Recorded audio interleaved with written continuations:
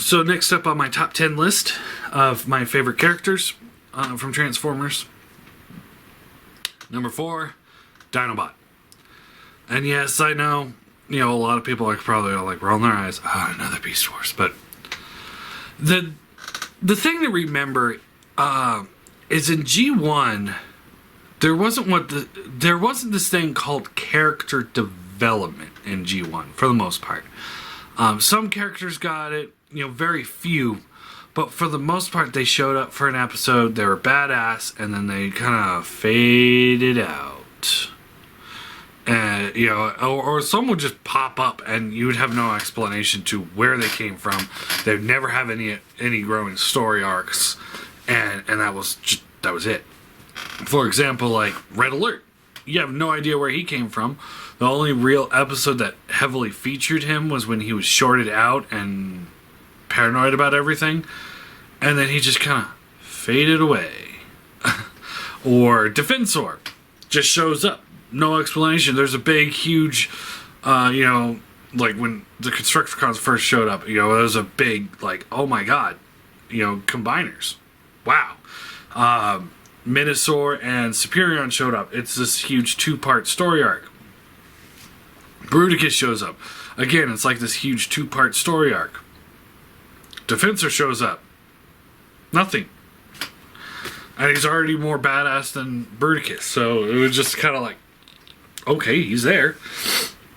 And that was one of those unfortunate things. Like, yeah, there were like, oh, this character's cool, but he never actually did anything in the show. Like Shockwave, yeah, he's hypothetically really badass, but what does he do in the show? He just sits there on Cybertron, does nothing, flips the switch for the space bridge every now and then, and gets his ass kicked by the Dinobots, the female Autobots, humans when they're coming through the space bridge. I mean, he's kind of a loser when you look at it in terms of what did he actually do in the show.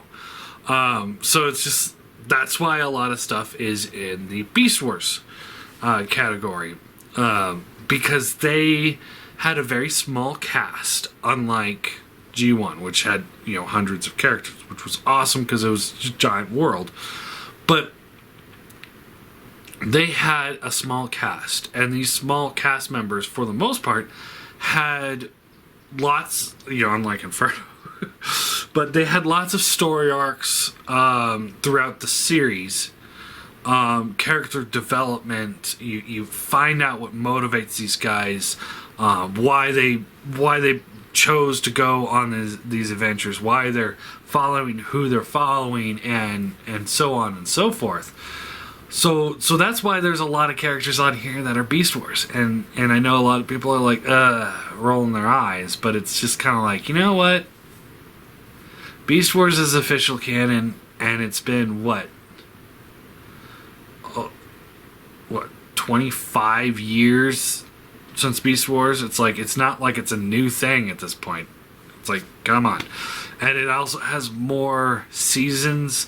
Like, the Beast era has more seasons than the American G1 show, so it actually seems to have more story.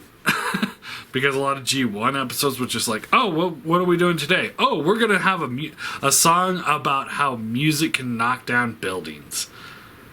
God, that's such a bad episode. Like, the worst Transformer episode of all time. Chaos in C minor. Worst Transformer episode ever. I will put that in that category every single time. It's such a bad episode. The concept, the everything. It's just bad. And then you have to hear these, like, really bad singing. Anyway, moving on. Number 4, Dinobot. Beast Wars Dinobot. Here is a character. He was a Predacon. Starts off as a Predacon. Again, like, more major spoiler alert. But again, the show's 25 fucking years old. If you haven't seen it, you're either not going to see it by this point, or you should go see it. But most likely, if you haven't seen it, you're not going to anyway.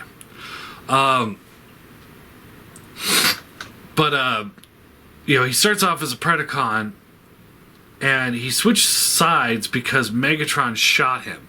You know, he was pissed off because they steal the golden disc. And on the golden disc, there's the instructions from G1 Megatron on how to get to prehistoric Earth and reset history so that the Decepticons win the big war instead of the Autobots. So it is a continuation of the G1 show in every aspect, essentially. And it's like a spin-off. So you got the cameos, you have events from the show that kind of bleed over into this show, and this is one of those events. You don't find about this until years later, or near the end of season 2, and he's alluding to it at the beginning of this episode, but he doesn't say the full detail of it. But he's saying, like, hey, this isn't prehistoric Earth. You failed. I'm going to take command. Megatron's like, haha, fuck you. And you find out that Scorponok has been waiting in the background to shoot Dinobot with a missile. So, you know, Megatron used trickery instead of actually fighting combat. Dinobot's pissed. He runs off. And then he tries to kill Primal to take control of the Maximals. Now, and of course, you know, that doesn't work. They end up working together. And from that point on, he's a Maximal, but he's technically still more of a Predacon than he is a Maximal. And he's following the Predacon code, which is like, you know, to be honorable, but also, you know, fight. It's very, very Klingon. So if you watch Star Trek, you know, you could tell that the Predacon culture was much more like Klingon culture. And Megatron wasn't following that because he's the rogue, and that's why he's out of line in this entire series, and that's why they sent people to kill Megatron. But Dinobot is following the code. He wants to be, you know, heroic in a way, you know, but also honorable and you know, also like very combat heavy, very Klingon, which was cool. And because of that, he switches sides and he stays on the Maximal sides essentially until his death. You know, he's a badass. He's about as big as Megatron, or almost as big as Megatron. Scale-wise, you know, this is actually pretty accurate. You know, you got your Dinobot here, Megatron here. Yes, I redid my shelves for you guys. Had some complaints, but yeah, that's about accurate in the cartoon scale. He was definitely bigger than Primal. He's biggest Maximal for a long time. So he was the berserker, the fighter, the warrior for the Maximal side. You know, always quick to jump into battle. And you know, and the Maximals are always like roll their eyes like, oh, come on. But you see him grow from just being like, I'm only with the Maximals because I don't want to get killed by the Predacons, and we got to keep stopping the Predacons because they're up to something that I don't want them to do. And then by the end of it, though, he's truly become a Maximal. He's friends with these characters, you know, him and Rat Trap, even though they kind of have their snarky remarks back and forth. But they're really close friends, even though they just wouldn't admit it. You know, he's friendly with all the other ones, but you could tell that, you know, you could tell that his best friend is Rat Trap. And he's got so much respect for Primal, and they work together. They're just very... It was very good, very well written. There's one episode where he decides that yes, Megatron does have the golden disc. Yes, this is prehistoric Earth. And yes, he can now follow G1 Megatron's plan, which was what he wanted to do in the first place. That was his that was his mission, was to follow G1 Megatron, not Beast Wars Megatron. Once he figures all that out, he switches sides and goes back to being Predacon for an episode, and then he finds out, and then he just realizes like he can't do it. He doesn't want to be with these Predacons, and that he'll continue fighting for the right of the of the Maximals, and he switches back, and then. But because of his betrayal to the Maximals for that one episode, Megatron gets the disc back, which allows him to move forward with his plan, which was wiping out humans before we were humans, or destroying G1 Optimus while he's in stasis lock. So he's trying to stop it, and then in his final episode. He Code of the Hero, which is one of the best episodes in G1, or in Beast Wars, sorry, if not the best, where he's alone, he fights Tarantulas off, jumps into the valley with prehistoric humans before they, that Megatron had decided, we're going to kill them all. And so he's got to fight Rampage, Waspinator, Black Arachnia, Quick Strike, and Megatron all in one go, and Tarantulas to start it off with, and he's got to fight them all off in one perfect run. It's like those old Nintendo games where it's like, like that last level of Mario. It's like, dude, you got to run this, and you can't stop, you can't overthink what you're doing. You just gotta go, and then that's what he had to do. Yeah, he took a lot of damage, and then he ended up dying at the end of it. And it was such a good episode. That last stand of the hero kind of thing. And it was great. Absolutely love that episode. And then they bring him back, which was, at first, I was like, oh, come on. I don't want to see fucking Dinobot again.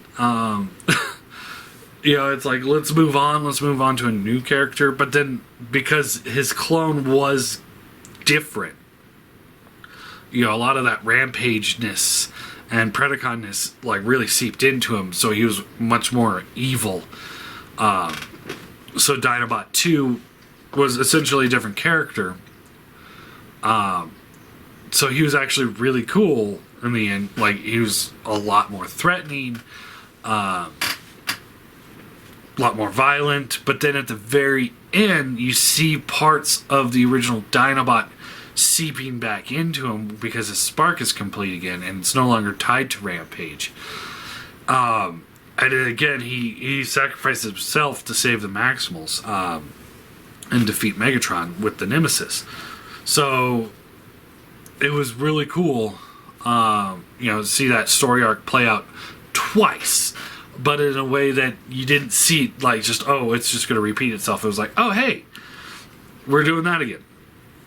Now, there was supposed to be an episode where Rat Trap, and this is where it kind of gets muddled, because it's like, I can't really, because I'm going by the only thing that happened, but there was supposed to be an episode.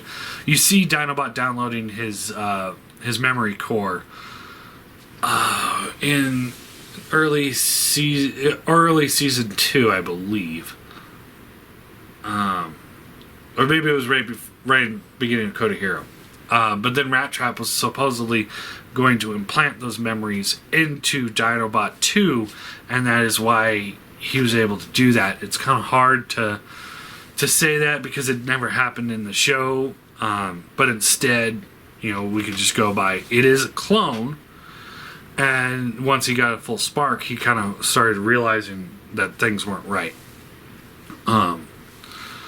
So I won't go too much into Dinobot 2 here, but Dinobot 1, he had so many great story arcs where he was the fighter. Most of the time you'd see him going toe to toe against Megatron because Optimus isn't in the same scale level as Megatron, so it was very hard for them to fight.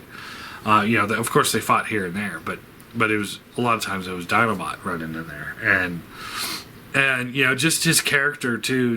Just like, I'd rather just shoot and chop at everything rather than try to solve the problem, thought-wise. Again, he was the Worf of the Beast Wars, season 1 and 2. He was, like I keep saying, he was the Klingon, and of course, Next Generation had been out for a long time at that point. It might have been nearing the end, but it's like you could tell that that is why they probably came up with the character for Dinobot. It's like, hey, we need a Klingon on this.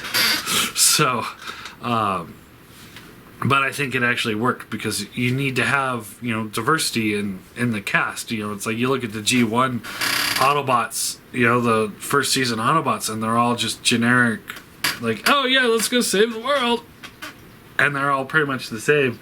You got some people that are slightly negative, some people are slightly veteran, but for the most part, you don't have anything else other than we're gonna risk our lives to save people we don't know. Heroes. Just like G.I. Joe was in the 80s. It was just not much character development there. Just, oh, we're the good guys, you're the bad guys because you do evil things. And it's like, again, that's why I like Beast Wars better, because it's like it's got more plot, a more thought out storytelling. But anyway, so yeah, number 4 is Beast Wars Dinobot.